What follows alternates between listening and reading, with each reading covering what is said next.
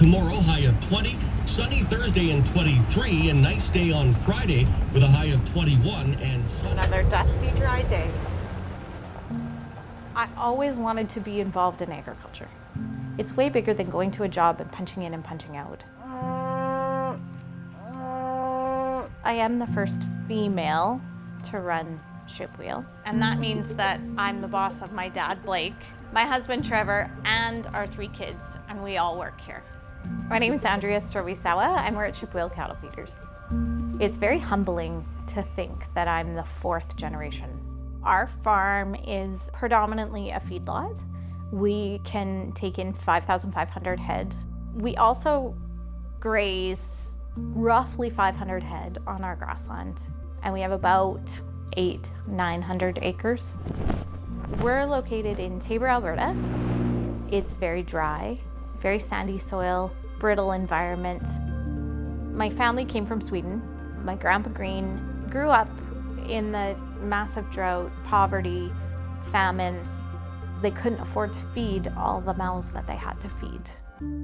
In the middle of the night, Albert just took it upon himself to go down to the boat docks and board a ship in search of a better life. He was 17 years old. My great-grandpa Green started farming in 1893. A lot of the same problems that happened for him are affecting us here now, still 110 years later. We can't change the weather. All we can do is change what we do on the land. Farmers are blamed for cattle releasing carbon into the atmosphere. This industry, this planet needs big, bold, passionate, brave moves, lots of them. The earth needs us. We don't have the soil, we can't continue to farm. It's been said that we have 60 years left of farming in the way that we're farming. Prior to the 80s, Shipwheel was being ran pretty conventionally. Typical grazing would be continuous grazing. If the cattle are allowed to graze one area for a long period of time, it depletes the grass, the root systems, and the soil. This is how we do it, and this is how it's always been done. We were not using our land to the fullest. And then came 1980. And if it's done properly, my dad, very bold, very gutsy, very brave. They're still eating. The grazing that we do here, I like the term adaptive multi-paddock grazing. They told him it wasn't going to work, ever, that he was crazy. We use that same piece of land and we divide it into different sections. We move the cattle, taking into account all the pieces in a complex system. The grass we just grazed, the grass we are going to graze, the rest periods, and the ecosystem as a whole. That began our journey on storing carbon, increasing organic matter, and increasing the function of the soil. The misconception is that we are the problem, but what's not being looked at is that we are actually a part of the solution. The cattle aren't really the ones to blame, it's the way that we manage the cattle. If that plant is bitten too many times, it will disturb the carbon and release it back into the atmosphere. Our aim is to get one bite on every plant.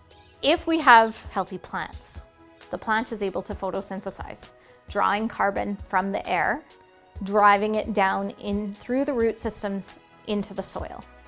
The carbon is then planted there and it stays there. Everything made completely logical sense in Dad's brain. Very bold, very much like Grandpa Green. The water cycle started to function better. The wildlife started to come back. The natural ecosystem started to function as it should. I started to dig into the old grazing charts. If you looked at 1 acre of land and you looked at the forage that was there, it's saying that realistically it can stock 2.36 animals. Now we're at 111 on that acre for 1 day. I had to do the math about 4 times to convince myself that, yeah, it actually was a 3,862% increase.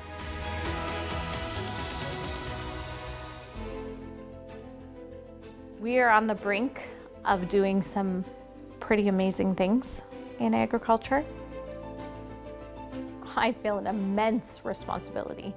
I have to push past where we are and do more, do better for the planet, for Grandpa Green, for Grandpa Holtman, for my dad, for my children.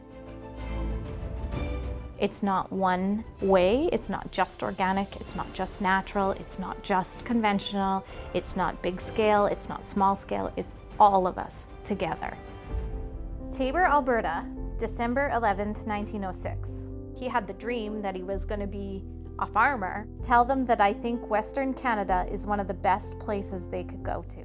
Grandpa Green's move really taught me to be bold and to be big and do things that scare you, because you don't want to look back and say, I wish I would have. With dear regards to all of you, Albert Green. I think he'd be immensely proud of what he started. Agriculture needs more courageous, big, bold moves. It's all of us working together, striving for better. That's how we're going to contribute to being a planet of plenty.